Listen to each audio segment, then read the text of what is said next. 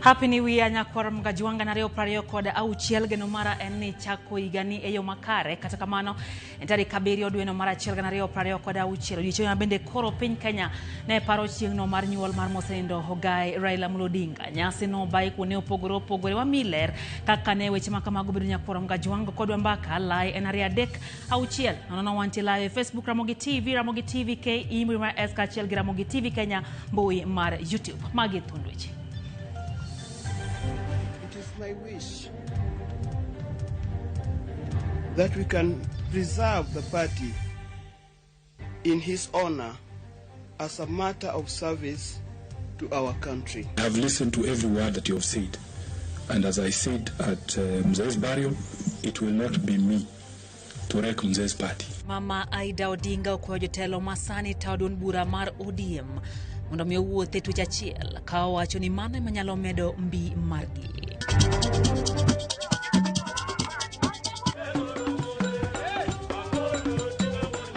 Wamor bondoka nkech wa celebrate birthday mar Baba Raila Amolo Odinga. Nyasi magiango chieng nyuol manosenindo Ogai Raila Amolo Odinga otimore ka oganda mathoth pod medo poe kendo yuage chiegni dweche adek tok tho mare. Piny owacho mar Kenya wacho ni kaunti ma Nairobi no timo ketho mar chiwo oboke mane oyiene weg gorofa mano ruombore kar dak ma South Sea medo rofa moko ariyo.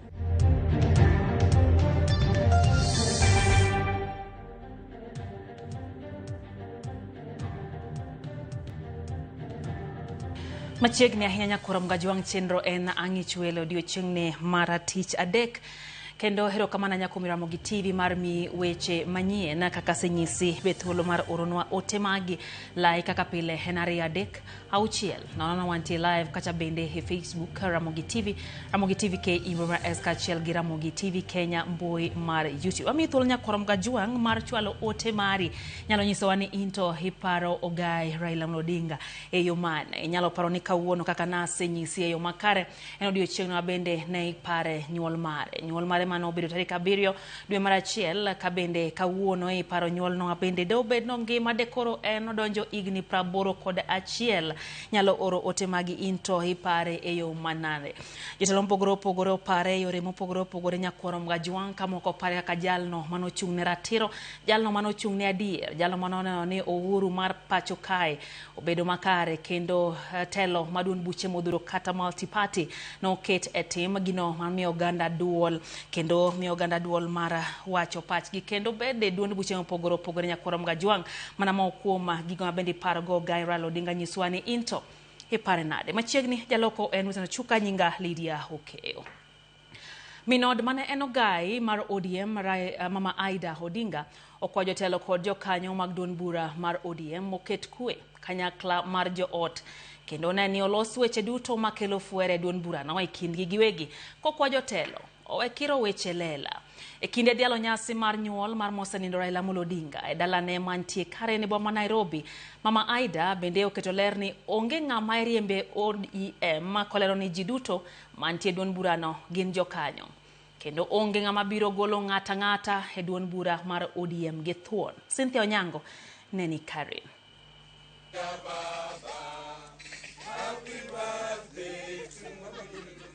Higa 81 higni ma Ogai machon mar duond buch ODM Raila Odinga deorwako odiochieng' makawuono.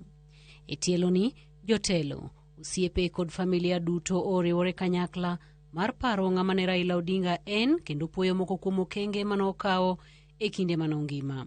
E thuolo ni Mama Aida Odinga oketo ler mare kaka min piny ewi tungni kod fuere mosebedo kokwako duond buch ODM ahinya to ewi ng'ama dhi gi jomadong'.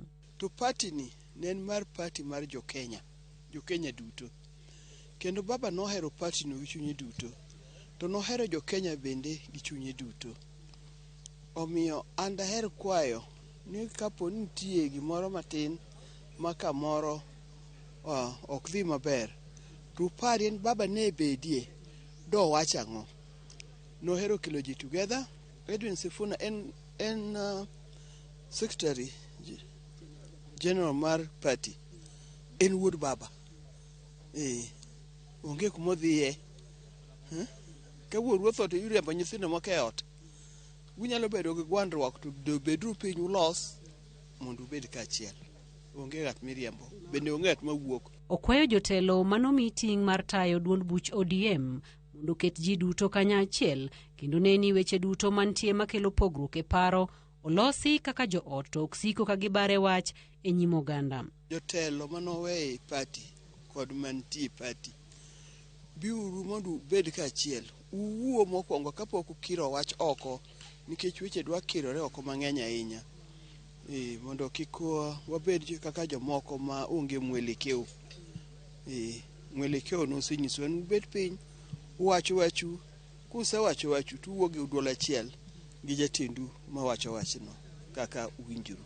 Jagoro maduong' mar duond buch ODM Edwin Sifuna bende kaloso e kindeno omedo mako chung' ni en ok obiriwore kod jogo mowacho ni dwa baro duond buch ODM. And as I said at Mzee's burial, it will not be me to wreck Mzee's party.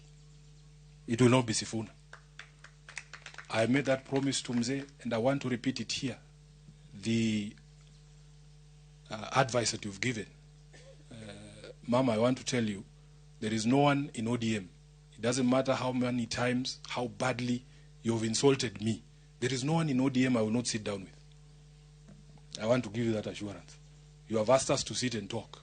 I am very prepared. It doesn't matter what has happened between us. Jotelo mamoko bende omedo kwayo kwe duond burano kendo nyiso jotelo mondo riwi oganda kanyachiel. Baba also believed in building bridges. He stretched a hand to some of his worst tormentors. And at every point, he was able to heal the country and to bring it back into one. I think it is time that all of us learn from that example and stretch our hand in reconciliation, in building bridges, so that we can continue to have one family that we call Kenya, one family that is called the ODM party, and really one family irrespective of the spaces where we live. This is your Baba's t-shirt. I want you to hold it to the media. And I'm told that you're actually an Arsenal fan. Cynthia Onyango, Ramogi TV, Karen, Nairobi.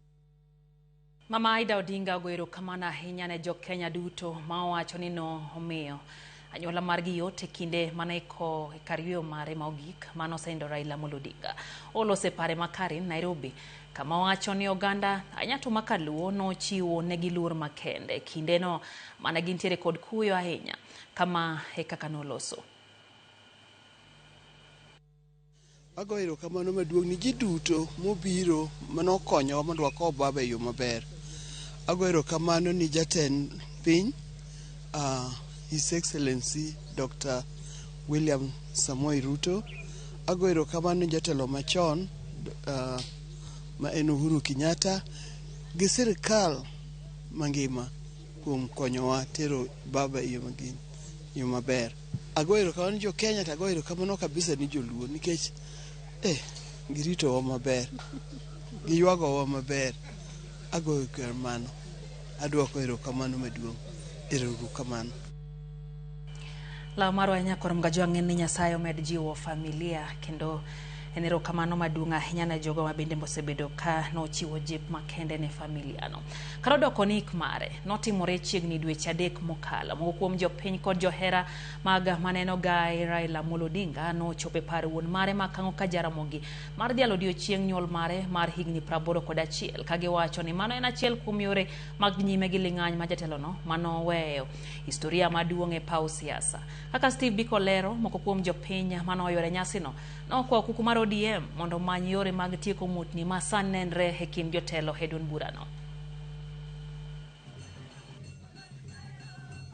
Tarik 7 dwe mar achiel en odiechieng' mathoth oganda wigi ok nyal wilgo ni mar chieng'no ema nonyuole maneno gai mar ODM Raila Odinga. Happy birthday to you.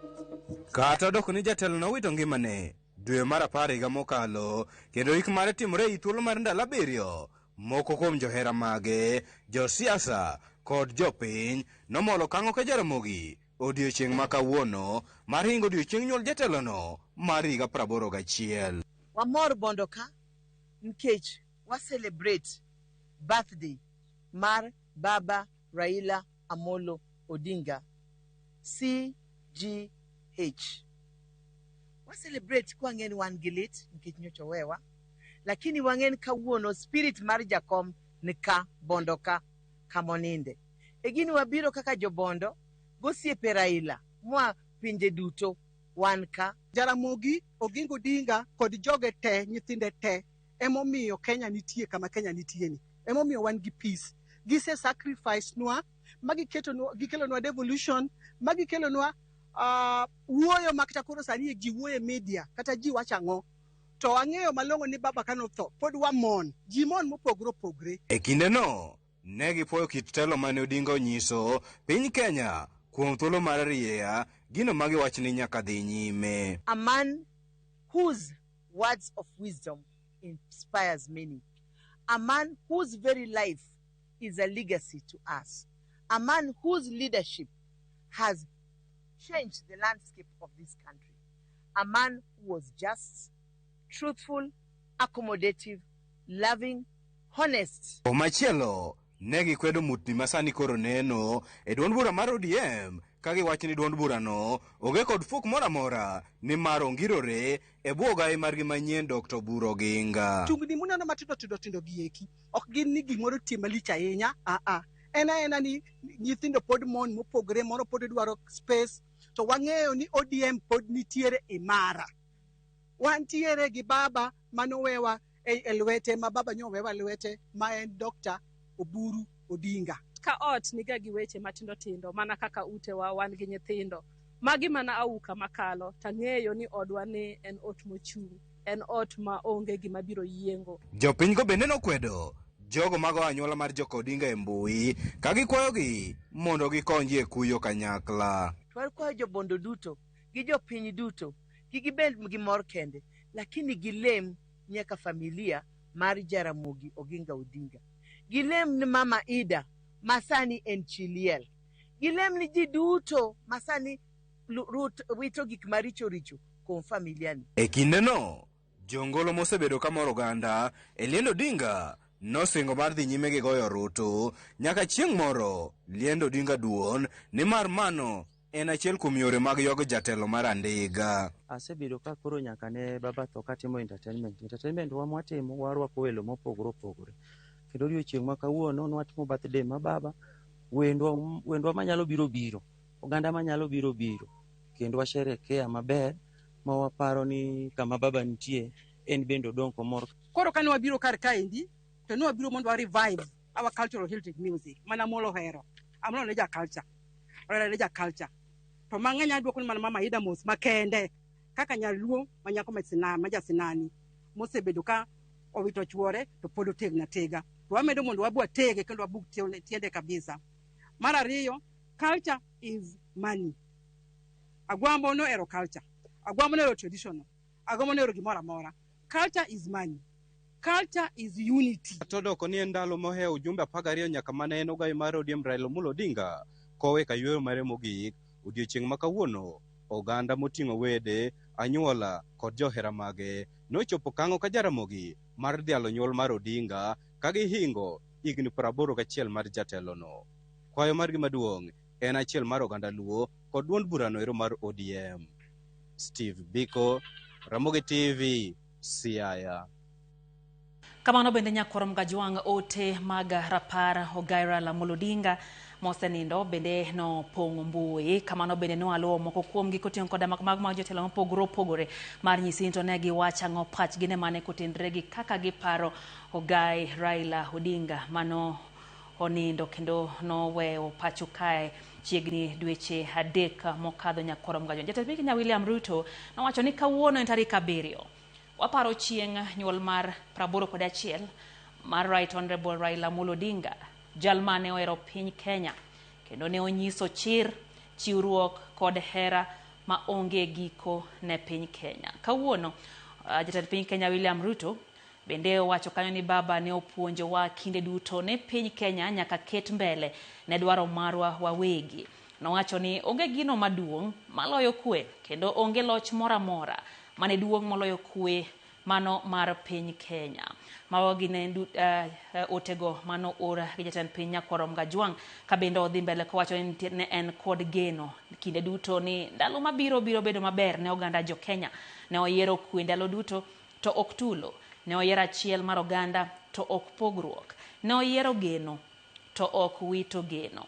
Ka bende jatend piny Kenya no odhi mbele kawacho ni oparo Raila Odinga kendo kwa paro nyuol mare kawuono. Wacho ni oparo puonj mage mano weyo wagodo kaka oganda mar keto winjruok kendo tiyo kanyakla mar chopo lek no mar piny Kenya. Bende Nyakorom Gajwang' ka bende wadhi mbele ne mabende sani en ogai mar ODM Dr. Oburu Oginga olo ote mage nowacho kama: owadwa mahero Raila Amolo Odinga osebedo mapek hie ni ne iwewa. Ne wadongo kaka rude kendo ne wakadho e mathoth e ngima. Ne wasiko wanyiero kanyakla kendo bedo gi winjruok makare. Kawuono awinjo pek wuoyo kuomi kaka jal makoro onge kendo onge kodwa gi sani. Bende nodhi mbele kowacho no paro kaka ne Raila ochiwore ne kedo ne piny Kenya, twak mane githoro bedo godo, kendo wacho ni kaka ne gitudre machiegni ahinya ne ok en mana nyathigi kende, to wacho ni ne gin osiepe kendo mae ne osiepne machiegni mogik kata best friend. E chunye to wacho ni pod Raila Odinga ngima kendo pok oyie ni oonge kodwa. Duond bura mar ODM mabende en duond bura no mar ogai Raila Amolo Odinga Nyakorom Gajwang' nyalo paro ni ma en duond bura manochako en owuon. Duond bura no golo ote ka giwacho ni pod wapari ibiro sike chunywa nyaka chieng' ywe gi kwe jatend duond bura marwa tarik 7 dwe no mar achiel. Bende nitiere ote mano orgi governor ma county ma Kisumu Professor Peter Anyang' Nyong'o. Governor wacho ni kawuono waparo nyuol mar baba, ok gi nyasi to gi paro matut, ok gi mor kod goyo koko to gi ling' ma oting'o weche moko mapek.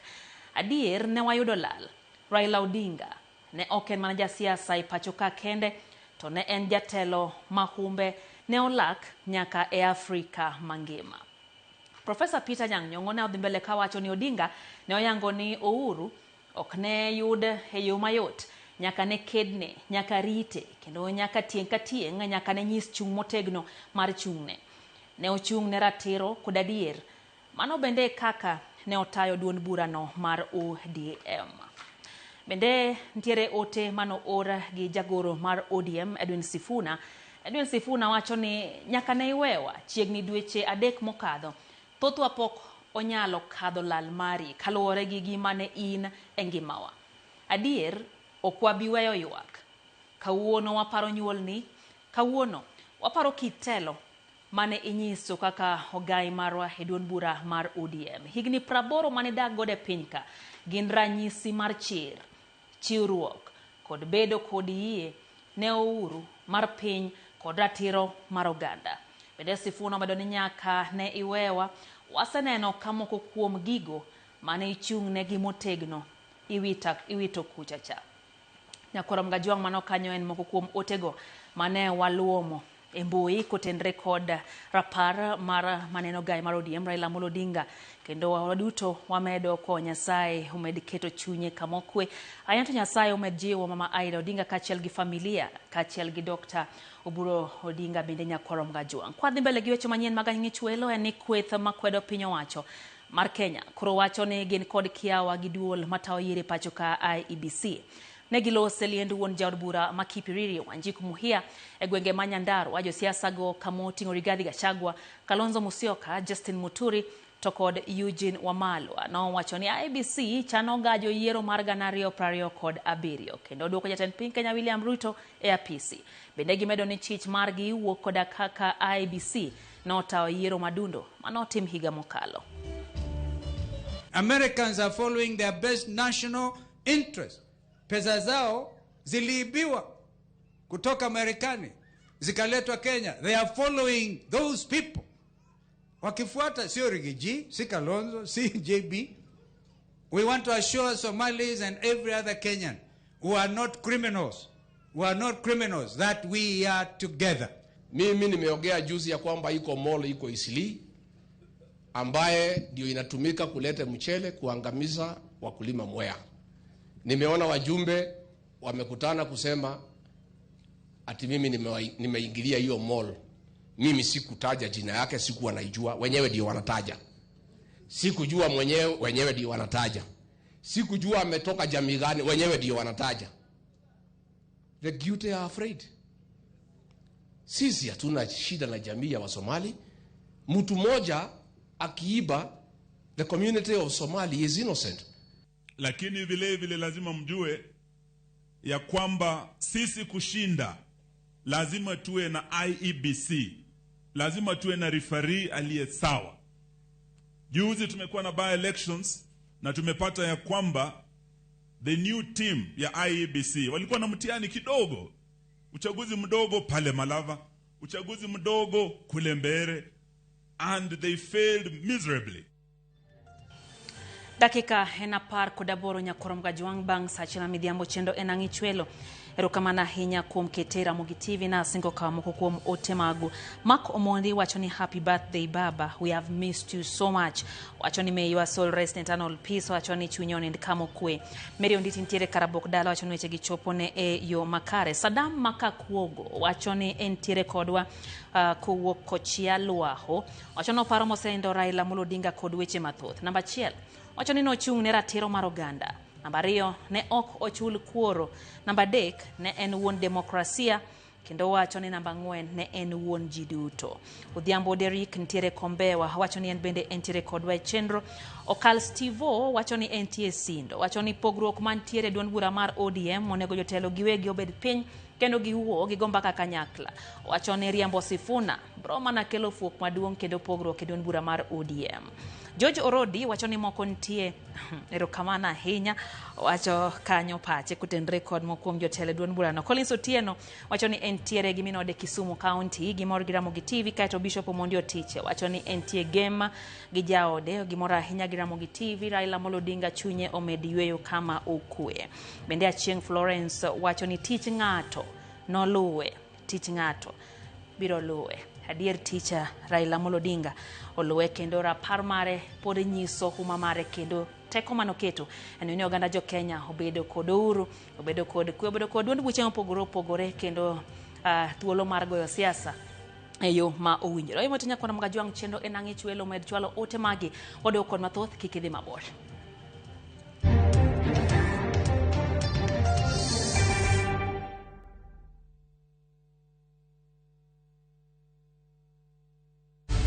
In a world where family is everything, how far will one man go to claim what he doesn't deserve? Viusasa brings you a new and exciting series, Ahadi.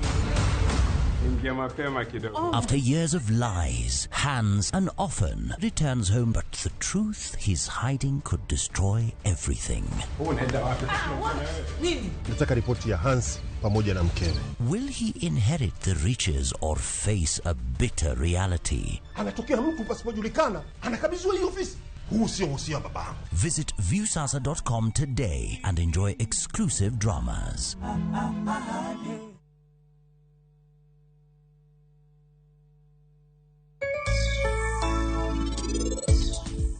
Mondo wafwenyi ni nitie problem biro yudo ka rech no ni malo. Seche ma jowete gi nie ei pi tene yudo ka koro ong'amo dhoge gi oko matiende ni okoso oxygen, nitie problem e pige.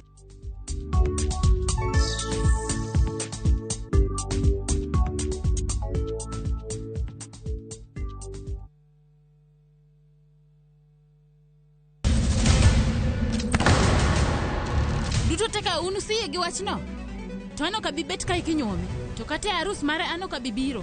Ere kaka ini nyalo timre gosipre malich kamae. Kosiparo ni nen mana kende ka. An kamoro achiel kode. To joma ni kate bende ni kode. En chunje adek. Osiem. Hera.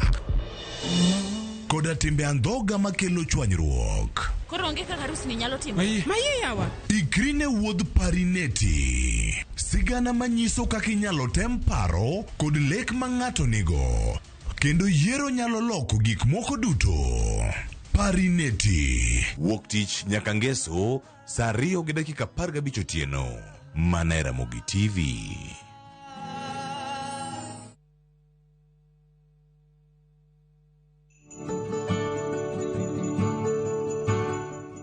Higa manyien ochako 2026 janeno maro kange ni pange nango lakini Nyasaye ni kodwa te omiyo an kaka papavi kangisi ni higa ni aiko ni mathoth sana med mana bedo kodwa kae. Happy New Year Nyakoromo Gajwang and a prosperous 2026.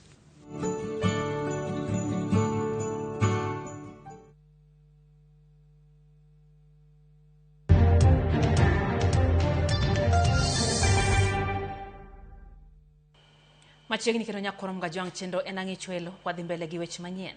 Jatend migawo mar lowo kod ute pacho ka Alice Wahome koro biwo seyo ewi tend kaunti ma Nairobi mowacho ni ema nopuodho gedo mar orofa 16 manolwar kendo nego ji 2 e kar dak ma South C e kaunti ma Nairobi. Mabire kinde mar ringre mar ariyo resi e buch odno kawuono ka Wahome manochope kama odno nolware kotene kod nyawadgi Geoffrey Ruku kod jotelo mamoko wacho ni kaunti nolidho e tok migawo mare kendo puodho medo orofa 4 ewi 12 manosepuodhi.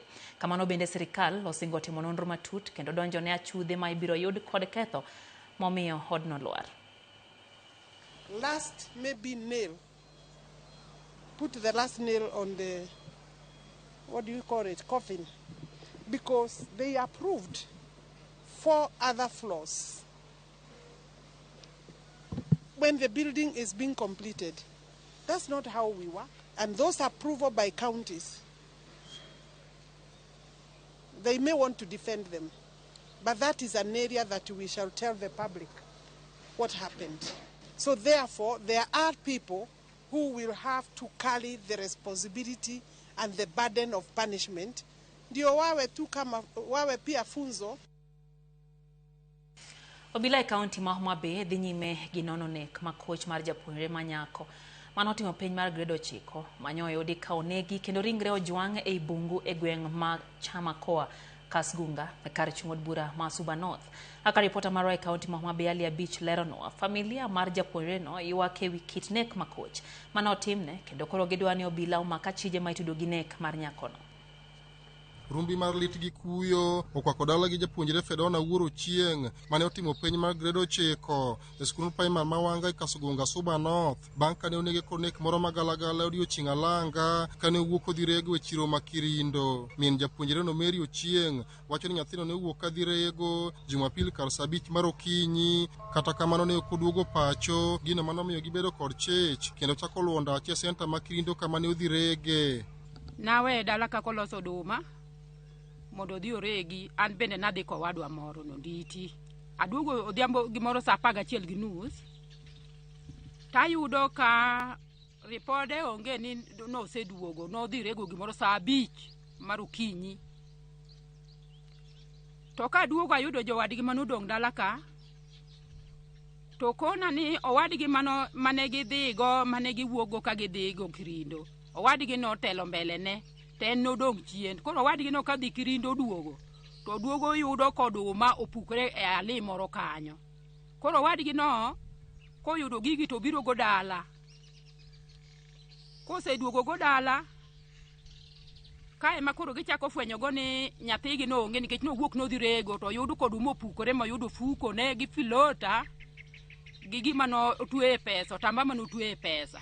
Miyo no wacho ni bang' wuotho kendo menyo kuom seche ne gipoka giromo gi bando ma nyathino ne dhi rego ka opukore tie bungu moro ka fulota konchiel manorwako kod gik mamoko bende ne giyudo machine kod bungu no. Gino manochuno mondo gidonji bungu no bang' remo kayo bang' kane osenege. Ka koro familia mar nyakono kwayo sirikal mondo yo konye timo nonro matut mar ng'eyo gima ne okelo tho mar nyakono. To kochakore gi kar kanyo gimoro noyware piny miweno ywa ng'ato.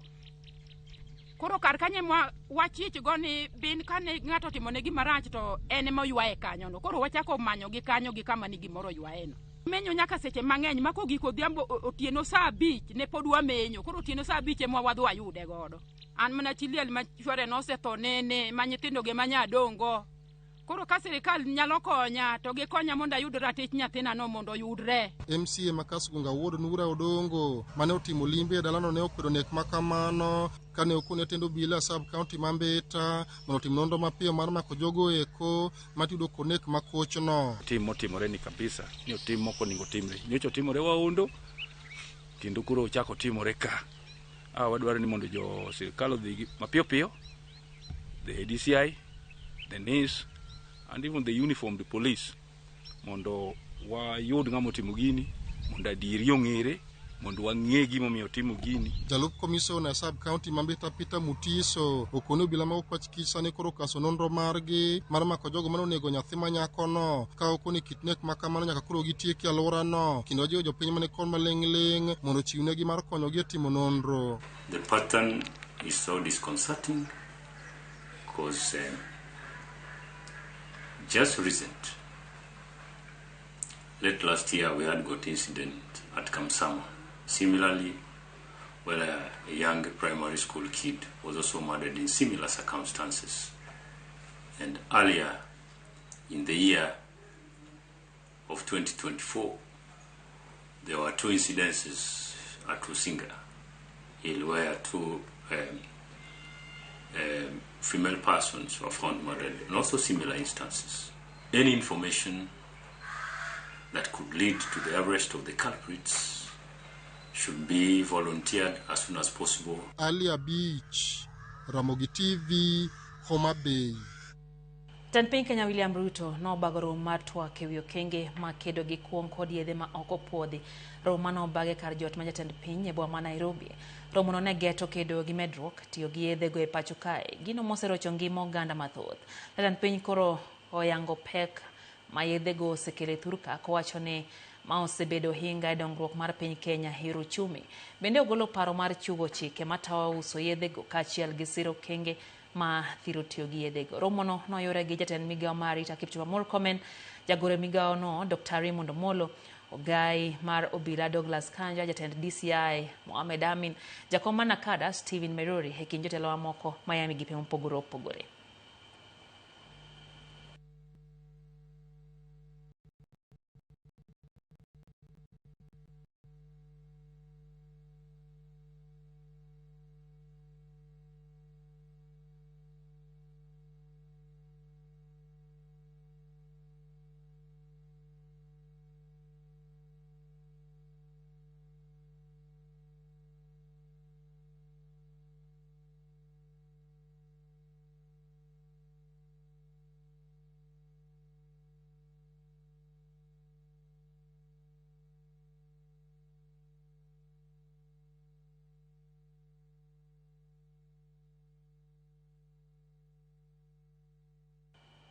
Jatelo kaachiel gi jopiny oparo Raila Odinga kaka jalno manokedo ne piny Kenya kinde ni ma ji ne dhialo odiochieng' mar nyuol mare kata doko ni nong'elo rengo higa mokalo. Kowuok e kaunti ma Mombasa, kaunti ma Nairobi nyaka e kaunti ma Homa Bay, Raila nodhial ka kwayo pod ichwalo ne jotelo mantiere duond bura mar ODM mondo oti kanyakla mar tego duond burano. Lipot marwa e kaunti ma Mombasa, Juja Oko nigi ler.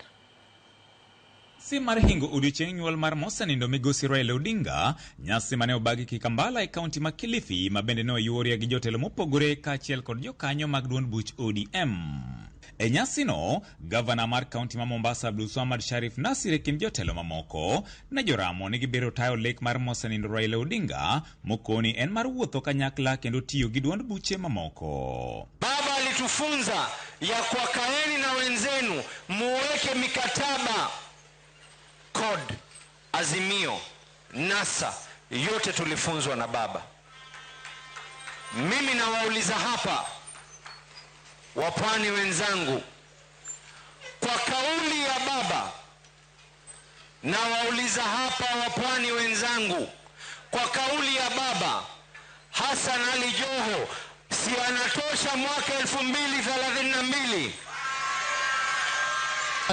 Ndio imesimama na Nyanza na Western na Kisii kufanya ODM pale ilikuwa. Ukweli ama urongo?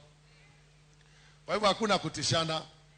Tutabarana hapo, waziri, malizana hiyo, akishindikana tuchukue chama na sisi hatutafanya A na B, tutachukua hiyo original.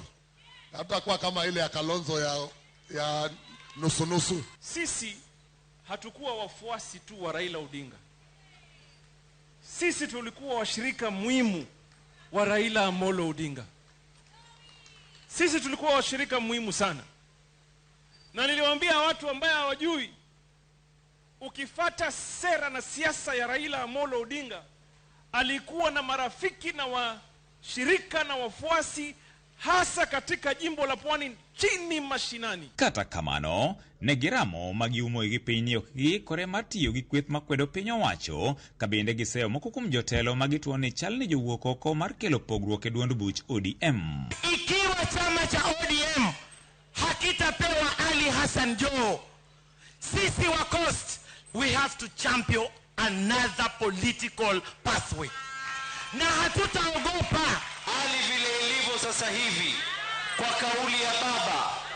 Je, tuseme Ruto tosha kama alivyosema yeye, Kibaki tosha, ama tuende kwa wale ambao kwamba upande mwingine ni wa kabila? Unajua watu wengi wanapenda sahihi, mpaka siku nyingine nilisema could it be that someone see a contest. Mimi ndio niliongea na baba mwisho. Mimi sijawahi kusema, because it doesn't matter. It doesn't matter who spoke last. What matters is how you carry what Baba gave us over the period.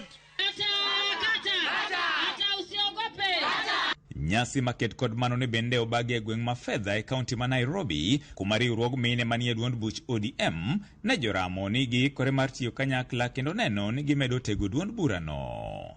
Kae ne ging'ado kek kaka rapar mar yango higni 81 masani ne Raila dhi rwako kadiponi ne pod ongima.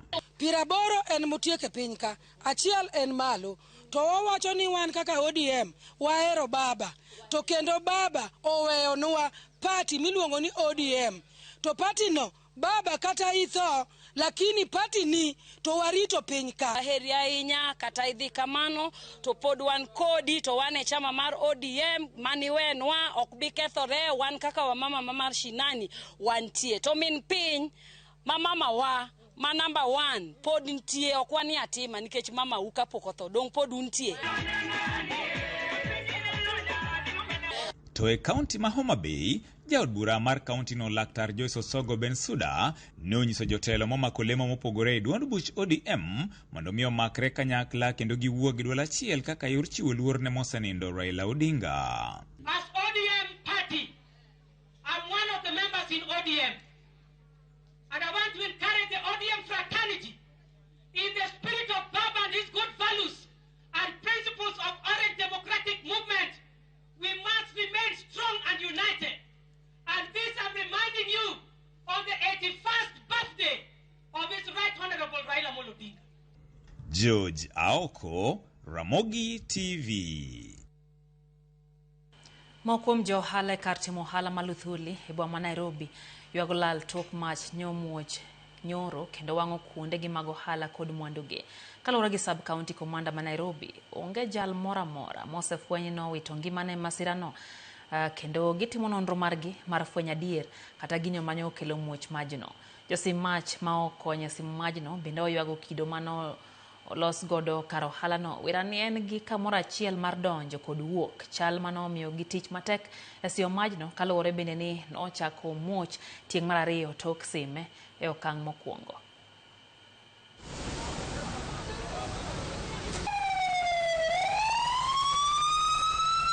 Jogedo magero ute e Nairobi County aswa kuonde ma itime ohala machalo kod Luthuli Avenue kae, wakwayo ni mondo gibede ka giketo accessibility bedo mayot, kaka ng'ato nyalo donjo kaka mach owuok ni, kaka inyalo access kuma mach wang'ie. We are investigating the cause of the fire.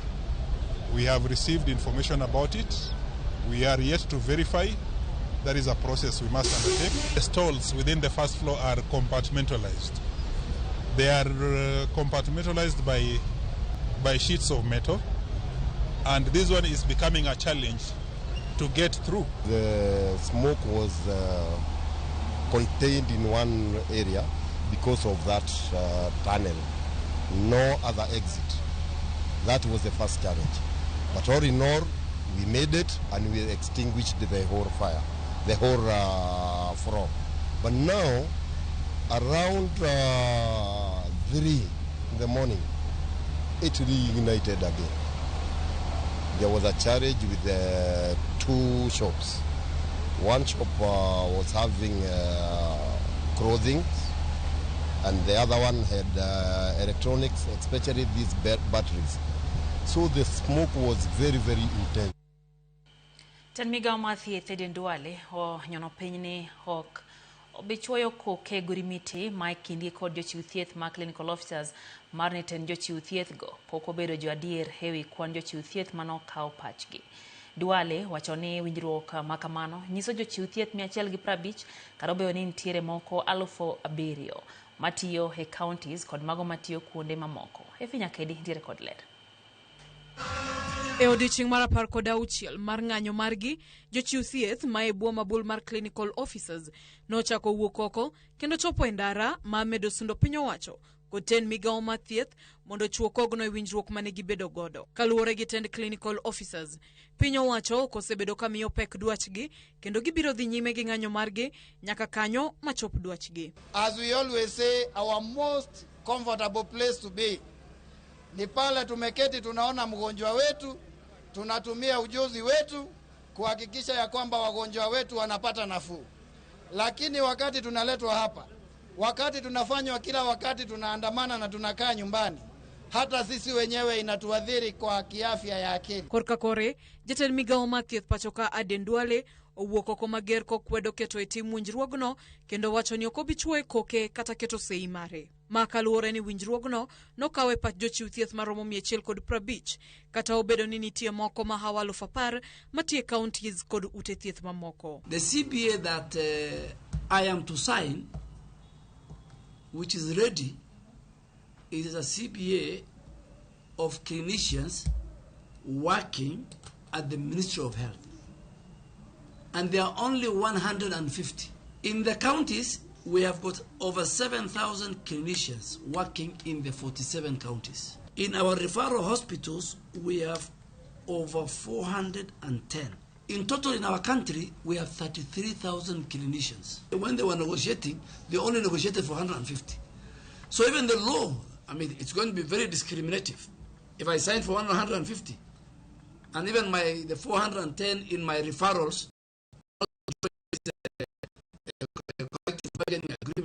Duale omedo ni yono mar tieko ng'anyo jochiw thieth ma clinical officers en bedo e twak kod ten jochiw thieth go. Twak maketo weche duto e ler. The bone of contention here is risk allowance, which was at 3,000 and now we have taken it to 7,000. So the document I have for the 150, which I can even sign tomorrow, is for only 150 clinicians working for the Ministry of Health. But as a Minister for Health, I am in charge of all healthcare workers, including the 7,000. So I have told the leadership here, you go consult the Council of Governors, consult the board and the management of our referral hospitals. Let us all agree we move it from 3,000 to 7,000. I am a man of dialogue. And please tell them they can do as many demonstrations as possible. Ultimately, they have to come to the table. E weche mag jochiw thieth mane ondiki e bwo rak mar COVID-19 kata Universal Health Coverage, Duale wacho ni sani ichulogi kaluwore gi dwaro maduol marango weche osara. Ne jogo mane ondiki e rak mar Global Fund, ogirimiti margi ok bi kete sei madhi nyime gi tich. Efinya Kidi, Ramogi TV, Nairobi. Wadhi e kaunti ma Siaya. Od bura ma kaunti ma Siaya kwa mondo miyo keto kenge makare mane one chik mane gikalo masiro mond liete ochako tiyo mapiyo. Otema kama ochwal kod Tabitha Ogutu ma en jatatije riwruok masiro mond liete ma itawo ko senta ma Siaya Oburu Oginga. Ogutu wacho ni mond liete kaunti ma Siaya pod kadhe midhiero kata obedo ne chik nopuodhi higa mokalo. Kata kamano MCA ma Siaya Township Ward Obiero Tari nosingo dhoge ne kaka jo od bura gibiro neno ni okengego madware oketie tim. Wabiro ni mondo wakony jo mamine mawon pere gi bendo sewegi kaka wasebedo kwa timo e wards mamoko e county ka. To kawuono be aneno ka mheshimiwa Otare bende temo jiwo jo mamine ma dendo ni mondo ruodhi.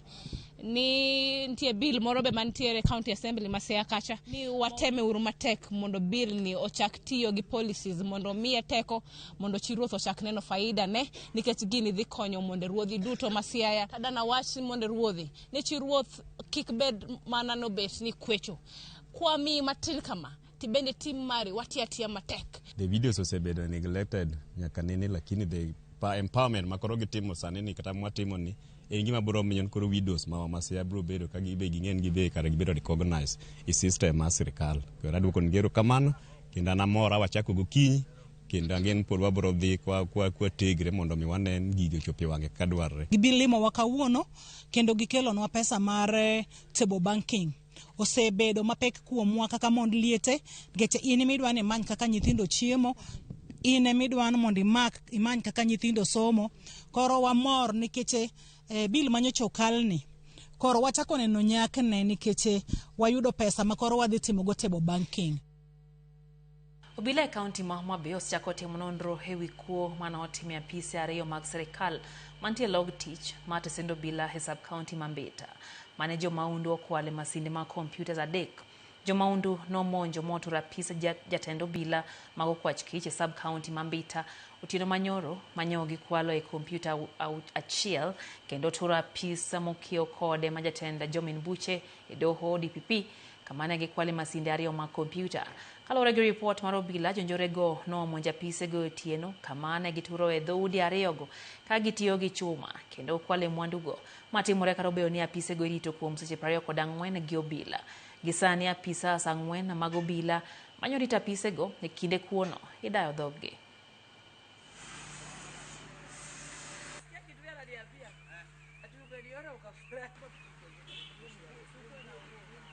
Kamachielo nyakoro mgajwanga ne jonyuol e skunde jigiwegi ma Chemelil Sugar Academy mayudre Moroni sub county sani koro obuogo mar dhi e doho kalore kod kaka itao skundno masani nitie lwet kambi mar Shathi Group mane oyudo orak matao kambi mar sukari ma Chemelil.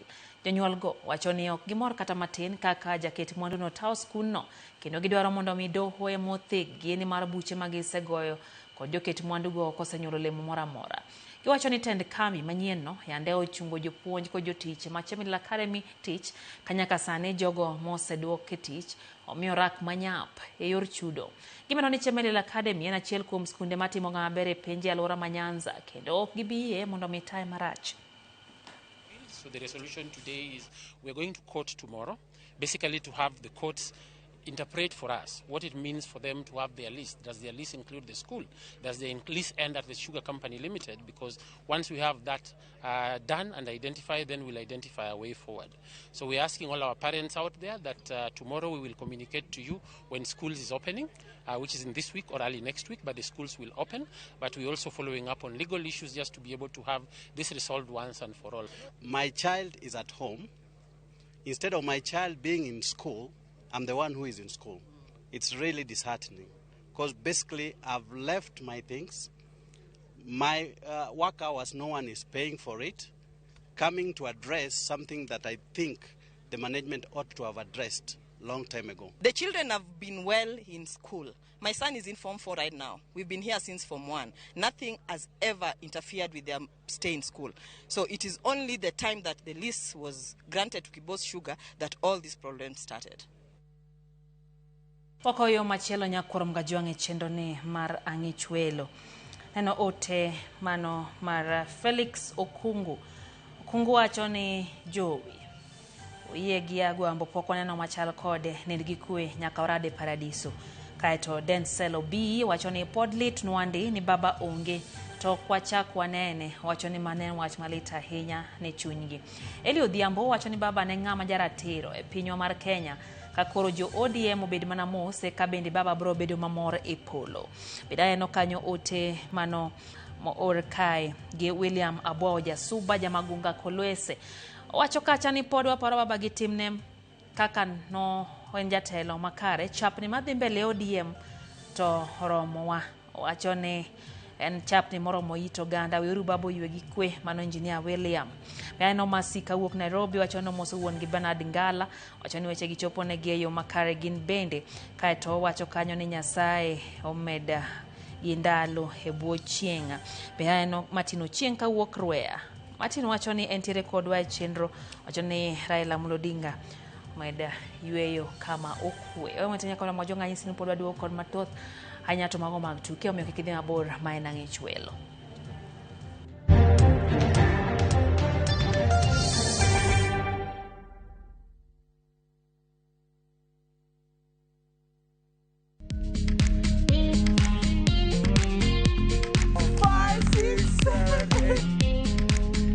For all matters health, watch Ndakitari in Kikuyu, Penj Laktari in Luo, and Uliza Daktari. Hivi viharusi vinatoka upande wa roho, wa moyo. Uthiririo horo wa wellness check-up. Tafadhali, enda uone daktari bingwa ya mama.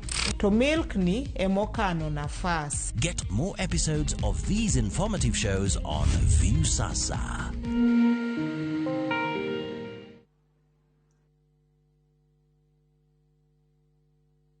Teke na Wigo Boda. Chanua Jam, fika on time at the lowest charges in town.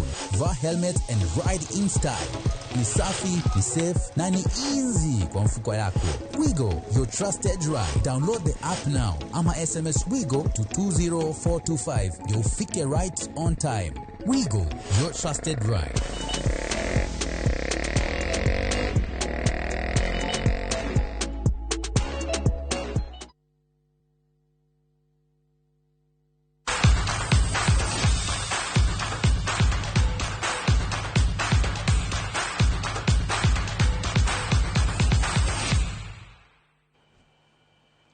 Bang' weche liekore matungni e duol matayo tuke pachoka FKF ewi telo to kod siasa gi ywaruok e kind jakom mar FKF Hussein Mohamed kod jatije Harold Ndege ewi dwaro thicho oko e kom Ndege gikoni duol no kokadho kuom jakom mare oluongoro mar kuku. E barua ma ogolo dhiambo ma kawuono, jakom ma FKF Hussein Mohamed oluongo romo mar jokanyo mar kuku matayo FKF. Romo yango ni biro time yor mbui tarik 15 dweni kochakre saa 5 mar okinyi. E romono dwaro mar thicho kom jatije mar FKF Harold Ndege omi pek kaachiel kod yiero jagoro mongiore manyien kotendre kod pend chike adek matayo weche tuke kod duol no e pacho kae. Yoro kod weche mag tungni gi pogruok mag siasa osebedo dhol johera mag adhula juma mokalo. Ka romo makama igeno mabiro keto ler kendo twak e pogruok gi ywaruok ma osenene e duol no.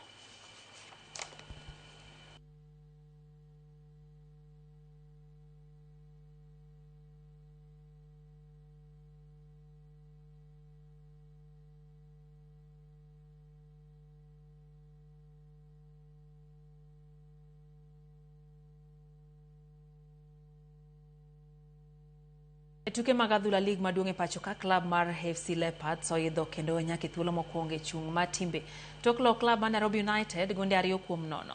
Naibos noloyore kendgi e dakika mar 20 manotero tuge yweyo ka FC Leopards ne nyime gol 1-0. Mana kaka kodong' dakika 20 to tugo rumo, jatugo Kelly Madada nomedo ne Chui gol mar 2 manomiyo points 3 duto. Gor Mahia omako thuolo mar 2 ka gisetugo tuke matin kipimo gi FC Leopards e kinde ma Kakamega Homeboyz nitiere thuolo mar 3. National Park. Anawindwa Naibos ndani ya Nyayo National Stadium. Wamejiita mkutano baada ya goli la kwanza. Bendera Ingwe ipo juu.